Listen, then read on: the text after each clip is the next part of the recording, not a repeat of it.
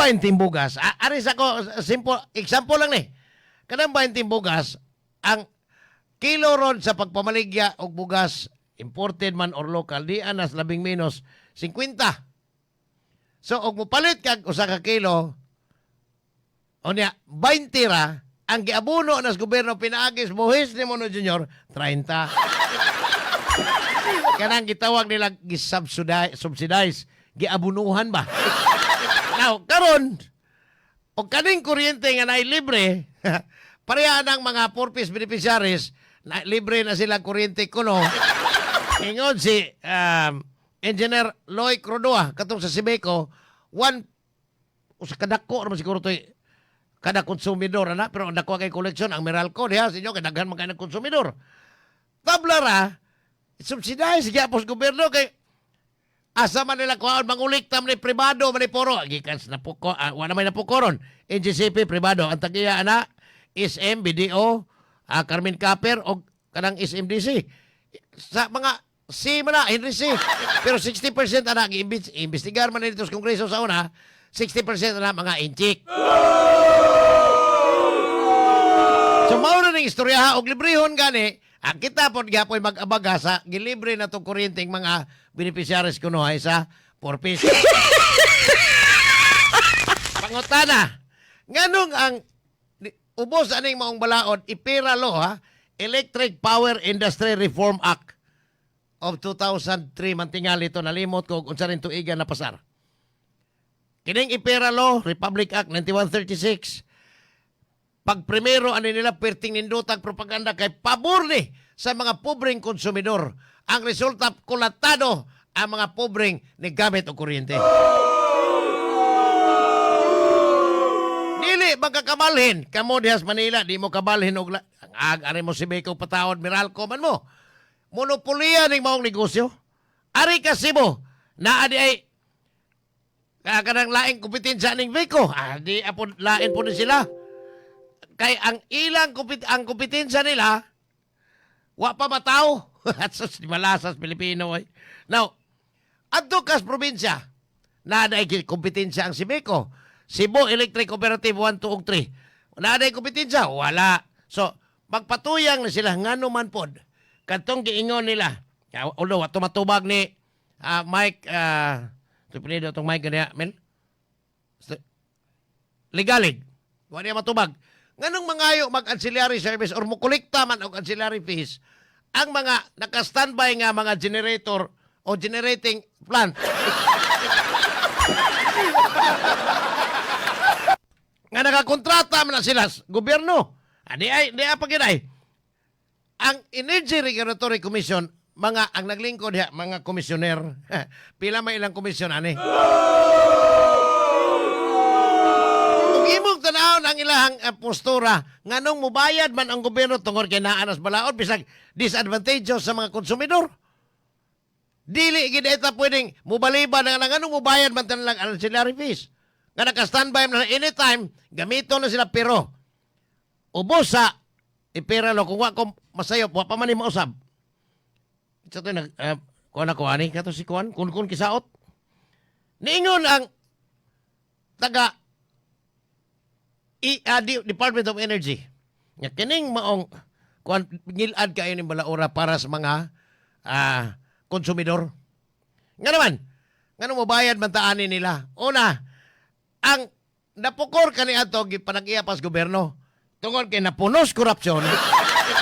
napunos korupsyon. Ibaligya, i-privatize. Panahon ni Gloria Macapagal Arroyo. Kinsa may una nakapalit?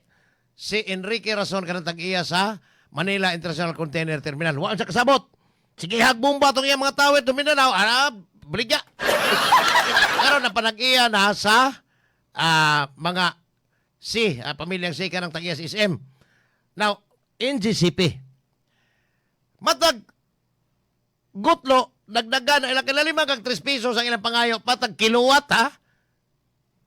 Sa kuryenteng mulatay sa ilang alambre, ngadto sa mga konsumidor mo na nakapaborot og maayo. Pawa! Mo na hitabo nga kanang inyong bill tanawa, pwede naghanag anak na ay generation cost. Na ay power cost adjustment. Tagang kayo na mga anak-anak, wala ko'y bill dire. Pero nganong ingon anak man, tungod aning ipira lo nga gipasalig ni kaniadto nga nindot kani balaura para sa mga pobreng konsumidor. Los ninyo. Loko na. Pila na ka congressman o senador akong na-interview ani. Nganong even si Kwan, si Art Yap, katong gobernador sa una nga ang ihang party list karon murang kuryente. Mura. Tapos itbulaga aso na mura og mahal man to. O ba? Mga inano. Karon ang murang kuryente hanton wa pa magyapon mausab ni Loko. mga provision aning Republic Act 9136. Pero nganong wa man tungod kay ang mga na nag-iyag mga power plant napagani cross ownership ani. Ang na nag-iyag mga power plant sama sa mga Lopez na nag-iya pod og mga distribution utilities like Meralco. Onya, di kabayan ato mga komisyoner, pila mo kabog na. Loko na. Mas mutuo ko kung ang tag-iya og planta ang kanto akong higala nga Royal Blood si Rico Osmeña. Di na mga bayad. Pero maulagi na. Wa ka ta ilara anis mga magbabalaon. Desan pag naay libreng kuryente, still, katong mulapas, og pila ka kuan, pila ka kilowatt, 200 na imong consumption, og mulapas, kamo gyapon subsidize gyapon gobyerno, ang gobyerno mamugos, mga, bisag dili ta manghatag og buhis, buhis mo na. Wa magkita daganan, kaming natrabaho ay daganan, automatic, buhis daan. Sa wa pa kakakubra sa imong sweldo, mao na ang resulta nining gobyernohang nganong napay ARC, napay Energy Regulatory Board, napay board ani na ARC komisyon, kana man komisyoner na. Loko na. Pwede ko ag bintahan ning balaoray wa ni hinungdan. Sus dagkuag yung mabayan. Loko na. Dalaway, karkar ha, kani karkar ba ni? Ako yung gagaw dito. Si Bikuan, matod pa niya, daghan kayo og, kanit ha? Daghan kayo og charges, dako kayo babayaran ang kuryente sobras katunga amuha sa trabiha yun. Mao na ang ngilad aning balaura hantod karon pila ka kabo congressman akong na interview ani. Dili ninyo, pwede bang usbo ninyo mga provision aning ipira lo? Hantod karon wa oy, kay wasad i-priority sa inyong presidenteng gibutaran ang bangag. Oning ilad, kaya sige tag agwanta. Katong giingon ni Digong sa mga oligarchs. Loko na. Nakapapugok to niya asa sa mga oligarchs. Katong mga bintahosog, mga buaya kayong mga na nag-iyag monopolyang negosyo sama aning kuryente. Pinan di malasa. Anong gibaligya laging napukor? Gibaligya ato kay napunos corruption. O ba? Matod bang Royal Blood na Paong Corporation to? Kaya to kaya ron ibayad. Kana ding pisam. Ubos aning ipira lo gyapon. Na power sector asset liabilities and management. Ang halin sa napukor ug ubang mga power barges nga gipanagyas na pukor, mapadong lang itong pisam. Pero ang utang sa napukor, hangtod karon nagpabilin, pahay man ding halin. Loko na.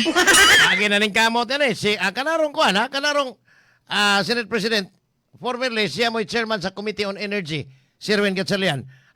Sige lang sa lingkod dito sa impeachment court. O ba? Lagi na mapausap. Mo ning ilad kayo.